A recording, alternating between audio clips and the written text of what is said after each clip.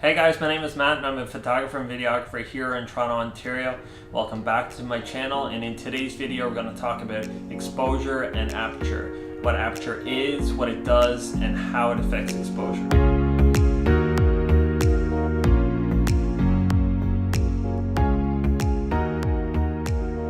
Aperture is the opening in the lens that allows light to pass through it and hit your camera sensor. When we're talking about a larger aperture, it's letting more light into your camera and creating a brighter image, and a smaller aperture is letting less light into your camera and creating a darker image. When I talk about smaller and larger apertures, it's measured or referenced by something called an f-stop or f-number. So in this case, a small f-number or small f-stop refers to a larger aperture letting more light into your camera sensor.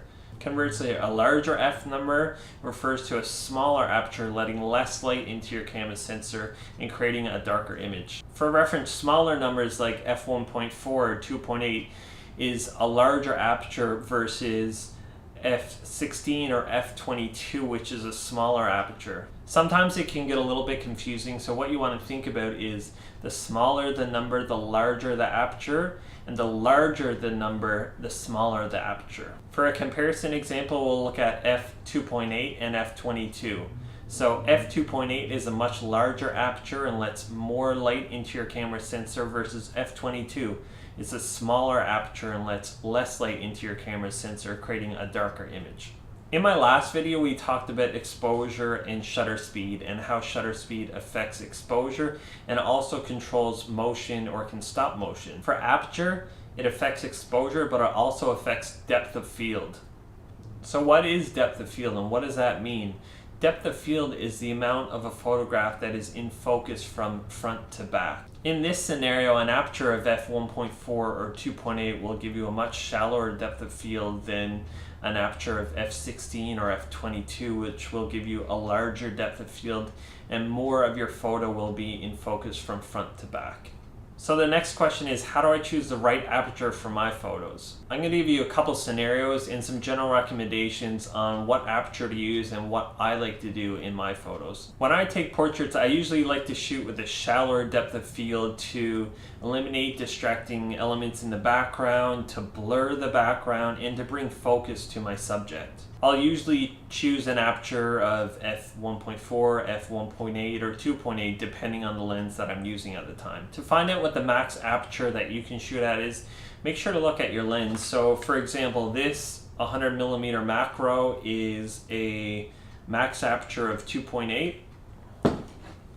This Canon 24-105mm lens is a max aperture of f4, and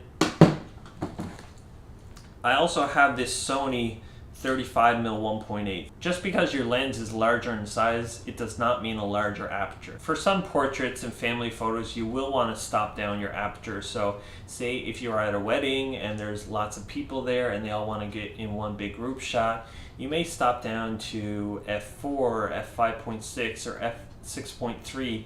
Really depends on the lighting scenario and how many rows of people are in the photo.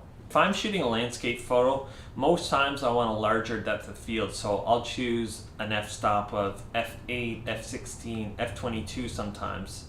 Some people may think that when you're shooting landscape photos, you need to stop down to f22 or f32 to get the sharpest photo possible. However, sometimes when you're using those apertures, you run into something called diffraction, and it really subtracts from the sharpness of your image, so that's something to be aware of.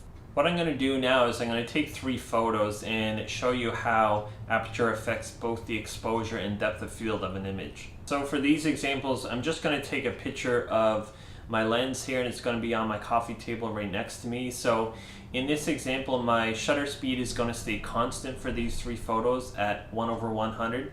My ISO is also going to stay constant at 1600, but my aperture is going to change, and I'm going to show you the differences. For the first photo, I'm going to choose an aperture of f1.8 and aim to get a shallow depth of field. So you'll see from this image, the background is very out of focus, my guitars are blurry, and other things are blurry as well. For the second photo, I'm going to choose f4. In comparison, the second photo is much darker because I chose a smaller aperture and let less light into my camera. For the second photo, obviously you get a much darker image. You'll also see more detail in the background because you have a larger depth of field with f4 versus 1.8 in the first photo. For the third photo, I'm going to choose f8, so I'll show you the difference on the exposure and depth of field there.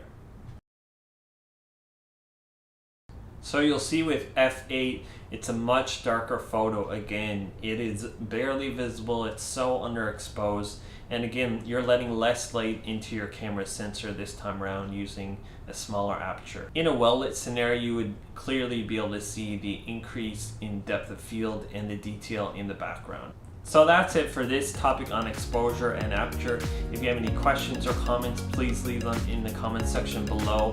If you could like my video and subscribe, that would be awesome too. And thank you so much for tuning in. We'll see you in the next one.